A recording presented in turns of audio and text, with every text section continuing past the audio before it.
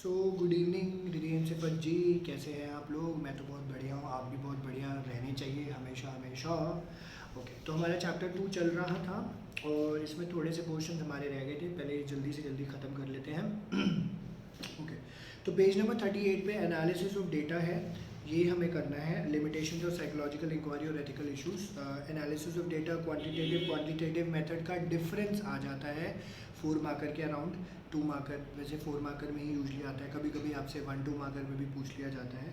तो अब ऑब्वियसली जैसे आप लोग अभी प्रोजेक्ट बना रहे होंगे तो उसमें आपको डेटा एनालिसिस के लिए बोला होगा। तो डेटा एनालिसिस 2 तरीके से किया जाता है, या तो क्वान्टिटेटिवली या तो क्वालिटेटिवली। ठीक है, तो क्वांटिटेटिव मेथड क्या कहता है? As you may have gathered by now, psychological test, question structure interview, इसमें क्लोज एंडेड क्वेश्चंस भी होते हैं, yes no true false right wrong, and that is the questions and their probable responses are given in these measures. Generally, these responses are given in scaled form, that is, they indicate the strength and the magnitude of the response. Like किसी ने अगर ratings के point of view से, तो कोई 1 दे रहा है, कोई 10 दे रहा है, कोई 5 दे रहा है, कोई 7, कुछ भी दे सकता है.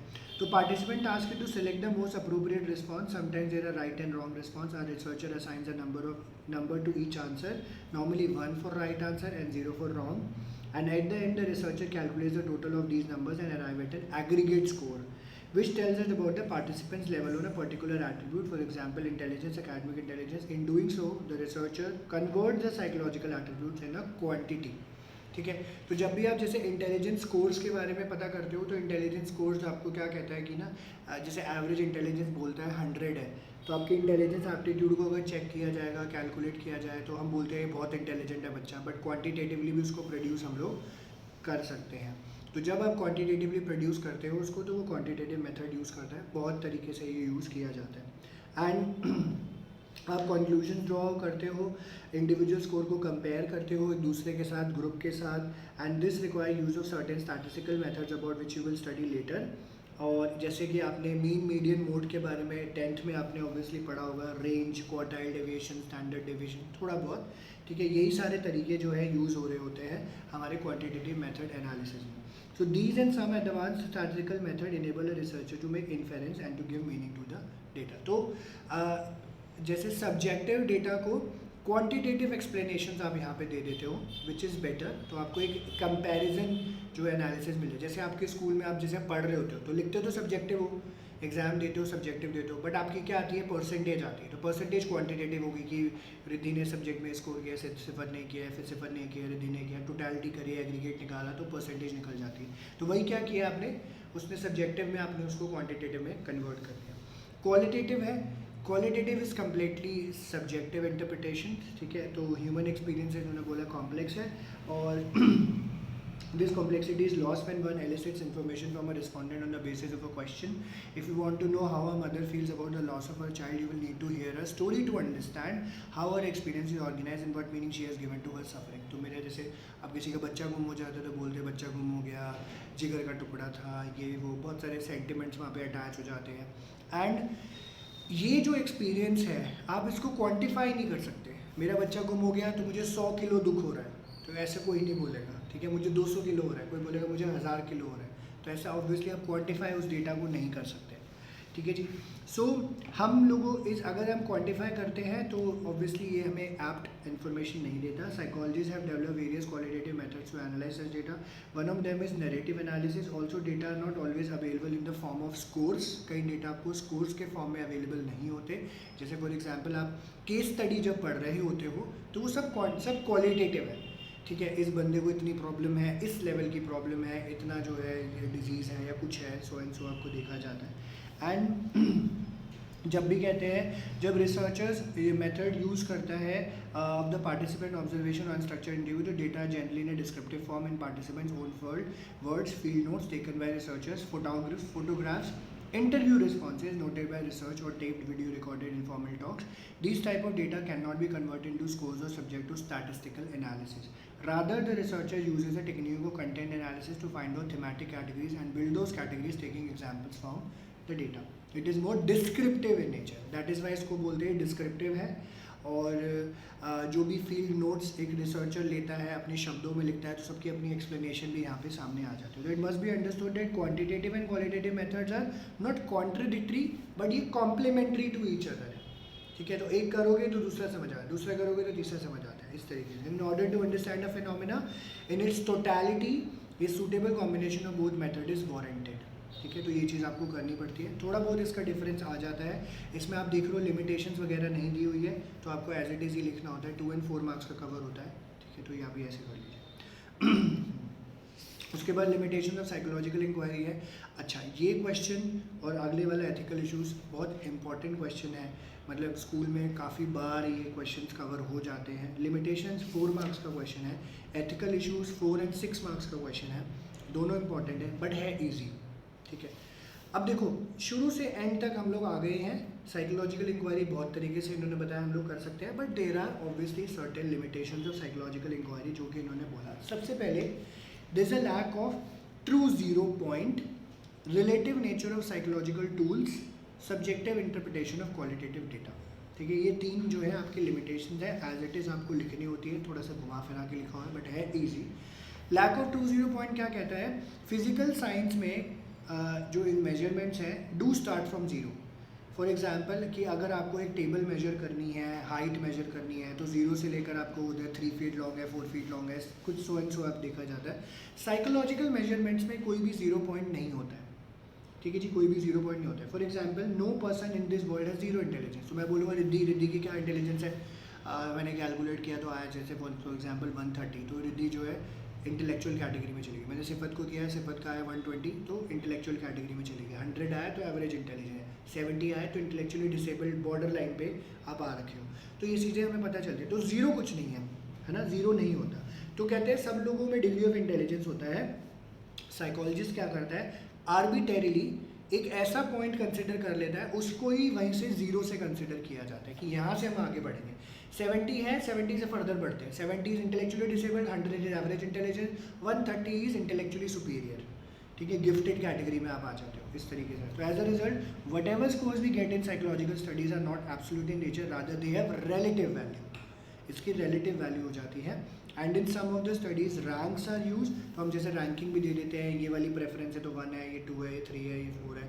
तो अब जैसे इन्होंने बताया हुआ है कि ना अगर कोई फर्स्ट रैंक होल्डर है, क्या पता वो 90% से फर्स्ट 95% से फर्स्ट रैंक लेकर आया, सेकंड रैंक जिसके आया हो क्या पता 75 हो। तो फर्स्ट और रैंकिंग में और जो इस रैंकिंग में थोड़ा सा डिफरेंस हो जाता है, तो हमें ये क्लियर नहीं होता। मानते तो है फर्स्ट रैंक आई हो, सेकंड रैंक आई, तो क्या पता गैप हो सकता है। ठीक है, गैप हो सकता है। So you can see the difference between first and second rank is not the same as the case between second and third. This illustrates the relative nature of psychological measurement. So psychological measurement does not start from zero. ठीक है, तो ये कहाँ से शुरू होता है, आर्बिटरीली एक पॉइंट आप डिसाइड कर लेते हैं, उससे आप आगे बढ़ रहे होते हैं। ठीक है जी, तो ये पहला इसका था डिसएडवांटेज और limitation.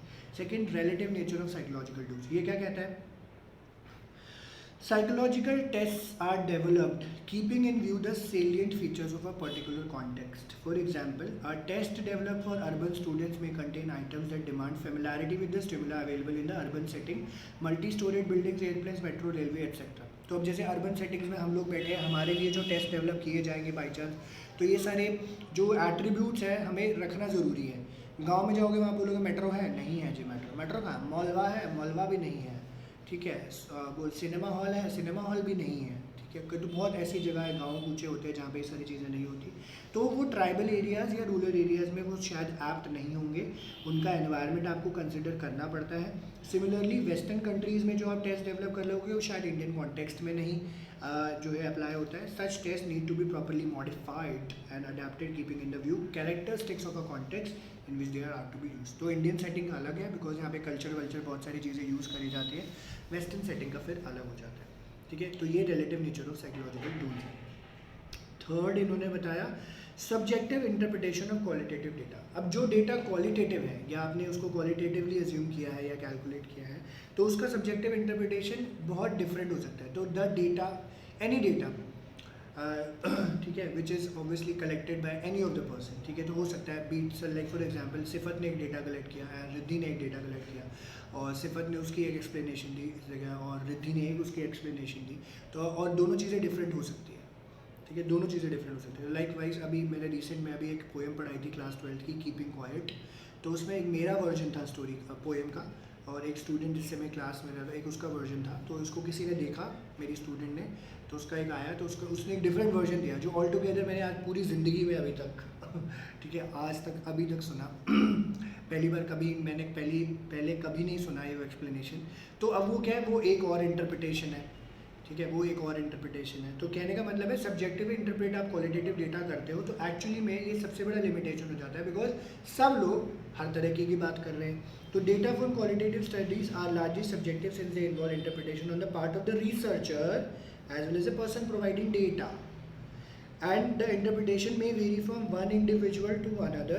It is therefore often suggested that in case of qualitative studies, the fieldwork should be done by more than one investigator, who at the end of the day should discuss their observation and arrive at an agreement before finally giving it a meaning. In fact, one is better off if the respondent who are involved in such meaning making process, ठीक है, respondents भी हो, वो भी हो, तो एक जो है प्रॉपरली हमारे पास कहानी आएगी।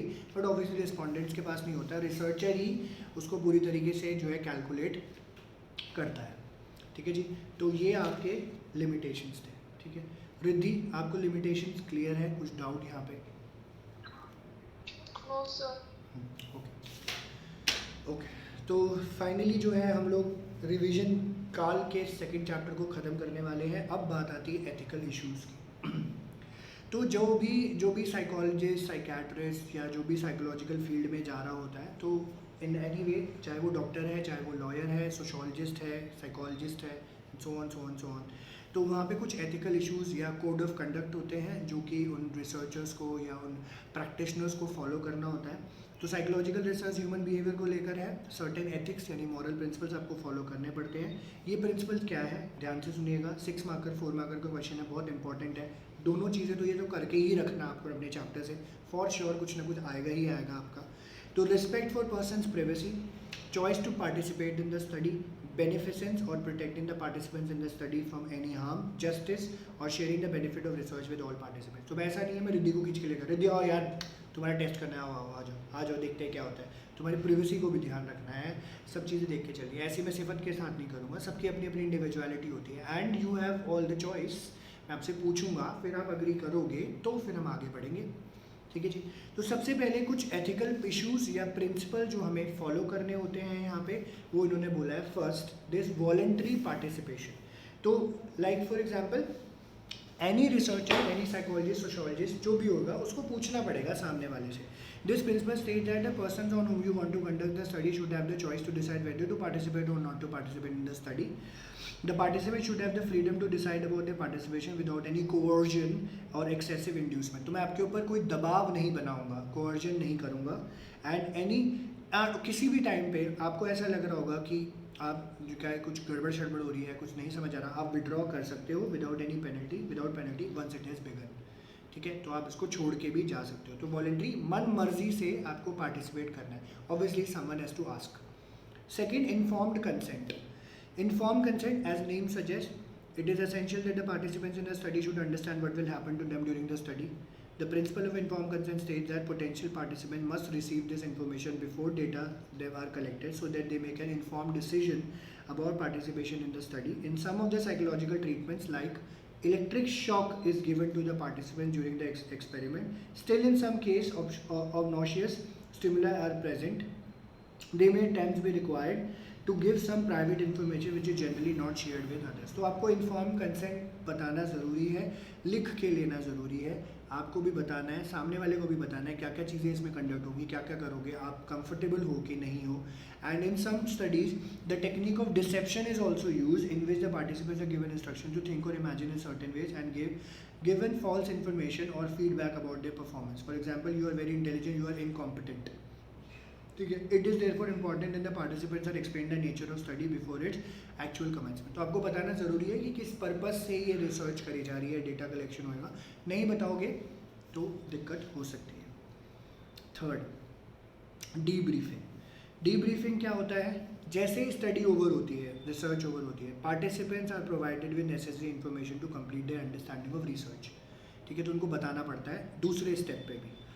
This is particularly important if deception has been use, जैसे ऊपर इन्होंने बोला कि डिसीव करने की कोशिश करी जा रही है, फॉल्स इन्फॉर्मेशन देने की कोशिश कर रही है। डीब्रीफिंग क्या होता है? It ensures the participants leave the study in the same physical mental state as when they enter. तो आपने बुलाया, आपने उनके दिमागी रूप से कुछ काम किया और कुछ गड़बड़ हो गई, परेशान हो गया इंसान, तो जैसे आया था वैसे ही आपको भेजना है। अगर कुछ आउट ऑफ द कॉन्टेक्स्ट हो जाता है, बेकार हो जाती है चीज़ें, मेंटल स्टेट, फिजिकल स्टेट खराब हो जाता है, तो वो गड़बड़ है। It should offer reassurance to the participant. The researcher should make efforts to remove any anxiety or any adverse effects that participants may have felt as a result of being deceived in the course of study.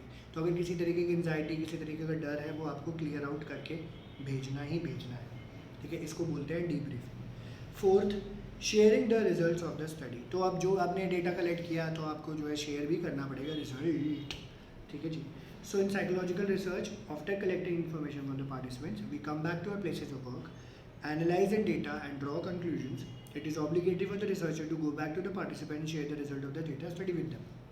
ठीक है, जैसे test नहीं कराते हम labs जाके, test कराया, ओ कितना आया विटामिन, ओ कितना आया मिनरल, ओ कितना आया विटामिन D3 और कैल्शियम वैल्शियम, ये सब चीज़ें, तो ये हमें बताना पड़ता है। ऐसे ही उनको भी बताना है कि आपने पार्टिसिपेट किया है तो क्या क्या हुआ।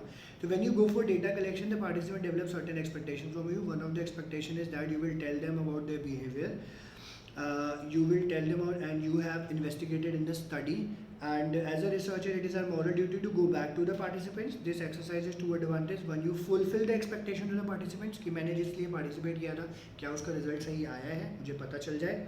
Second, the participant may tell you your opinion about the result, which sometimes will help you develop new insights कि मैं तो शायद आपने क्या जो है थोड़ा सा डिफरेंट रिजल्ट दे दिया, तो वो बोल सकता है या बोल सकती है कि कुछ डिफरेंट है, इसको कैसे ठीक किया जा सकेगा, या अपना कुछ व्यू पॉइंट्स रखने की कोशिश करी जाएगी, तो वो बताया जाता है। तो आपको शेयर करना है रिजल्ट, ओके।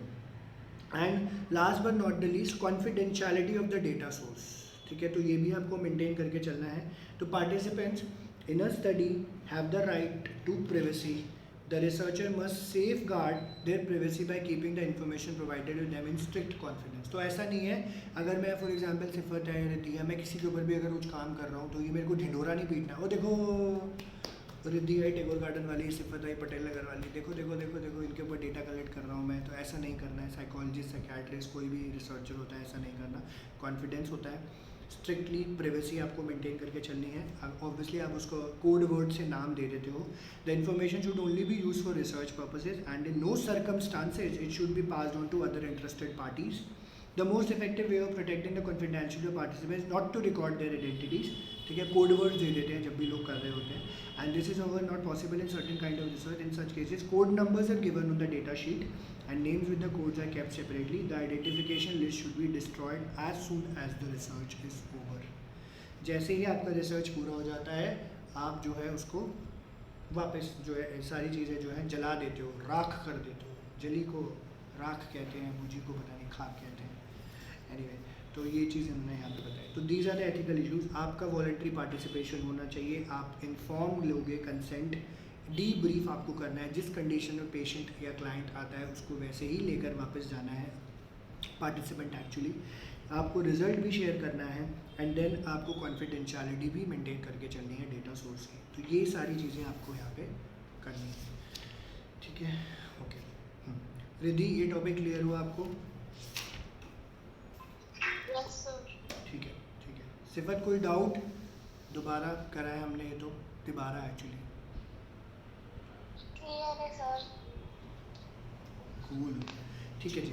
तो आज हम इतना ही करेंगे, ठीक है, और ये चैप्टर हमारा पूरा हो गया है, ठीक है। और ऑब्वियसली अभी ज़रा आपके टेस्ट वेस्ट हैं, तो ज़रा ये ख़त्म करो टेस्ट, फिर जैसे अभी थोड़ा थोड़ा आगे हम लोग बढ़ेंगे तो इसका टेस्ट वेस्ट भी हम लोग शुरू करते हैं थोड़ा थोड़ा थोड़ा करके, ताकि आपकी थोड़ी सी स्पीड वगैरह और राइटिंग पोर्शन आपका बन जाए, ठीक है। तो आज हम फिलहाल इतना ही करते हैं। नेक्स्ट क्लास में हम लोग जो है इसमें, चलो मैं नेक्स्ट क्लास में डिस्कस कर लूँगा, देखते हैं 3rd चैप्टर या 4th चैप्टर हम लोग देख लेंगे, ठीक है। तो या thank you very much. Riddhi, तुम रुक जाना 1 मिनट। सिफत, अगर कुछ पूछना है तो रुक जाओ, वरना हम लोग क्लास ओवर कर सकते हैं।